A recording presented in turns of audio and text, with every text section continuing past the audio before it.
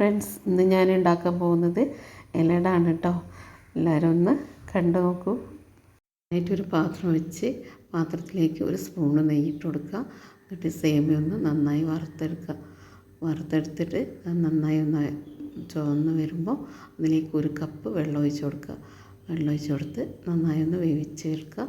അതിലേക്ക് മധുരത്തിനായി ഞാൻ ശർക്കരയാണ് കേട്ടോ ഇട്ട് കൊടുക്കണേ. ശർക്കര ഇട്ട് കൊടുക്കുക, 3 അല്ലി ഏലക്കായ ഇട്ട് കൊടുക്കുക. ഒക്കെ ഒന്ന് ഇതായി വരുമ്പോൾ സെറ്റായി വരുമ്പോൾ അതിലേക്ക് അല്പം ഉപ്പിട്ട് കൊടുക്കുക. ഉപ്പിട്ട് കൊടുത്തതിന് ശേഷം അതിലേക്ക് ചെറുതായി മുറിച്ച് വെച്ച പഴം ഇട്ട് കൊടുക്കുക. ഒരു മുറി തേങ്ങ ചെറിയതിട്ട് കൊടുക്കുക.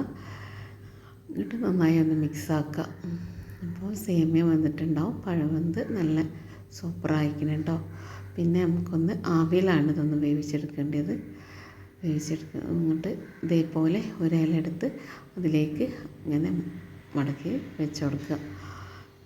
അട രൂപത്തിൽ ആക്കിയിട്ട് വെച്ച് കൊടുക്കുക കേട്ടോ. നല്ല ടേസ്റ്റാണ് കേട്ടോ ഇത്. എല്ലാവരും ഒന്ന് ട്രൈ ചെയ്ത് നോക്കണേ.